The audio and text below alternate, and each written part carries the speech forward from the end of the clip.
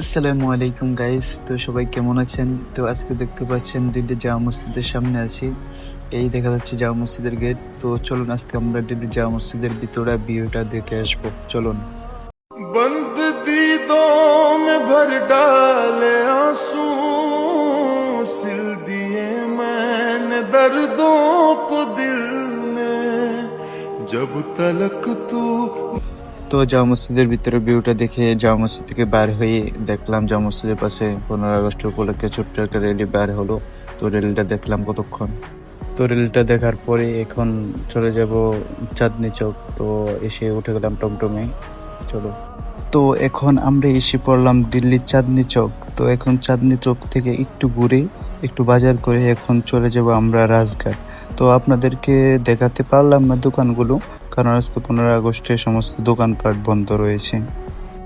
তো আমরা এখন এসে গেলাম লাল কেল্লার সামনে, যেখান থেকে আমরা গাড়িতে উঠবো। এখান থেকে গাড়িতে উঠে তো যেতে হবে আমাদেরকে রাজঘাটে।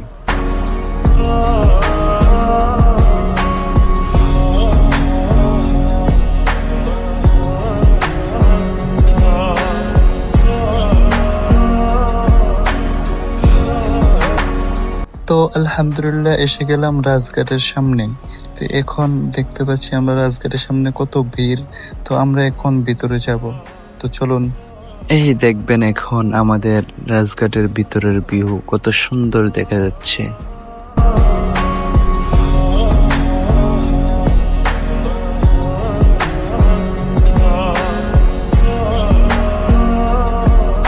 কি বলবো, দুঃখের কথা, সকাল থেকে এত বৃষ্টি ছিল, সমস্ত কাপড় ভিজে গেছে। এখন গেঞ্জি পরে আর স্যুট কিনে পরে আসতে হলো।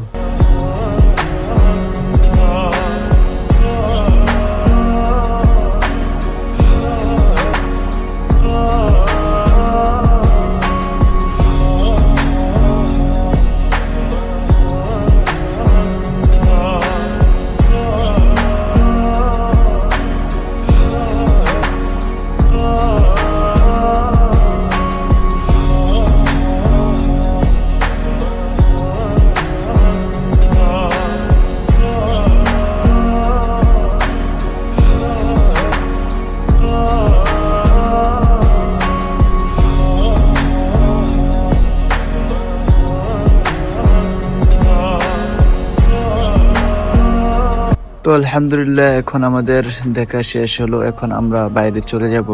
তো আল্লাহ পাকের সৃষ্টি ঘুরে ঘুরে দেখারও দরকার অনেক, কারণ ঘরে বসে থেকে না দেখে অনুভব করতে পারবো না দুনিয়া কত সুন্দর করে আল্লাহ বানাইছে।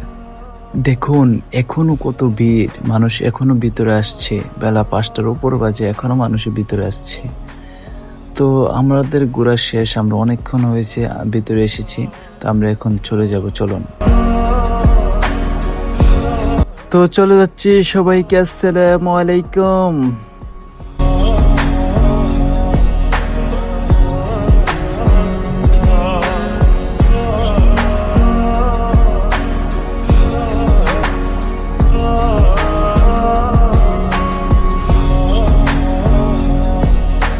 তো চলে আসলাম এখন মেট্রো থেকে নেমে, এখন চলে যাচ্ছি রেল স্টেশনে। এখন রেল স্টেশনের সামনে আসছি, এখন চলে যাব। আসসালামু আলাইকুম, সবাই ভালো থাকবেন।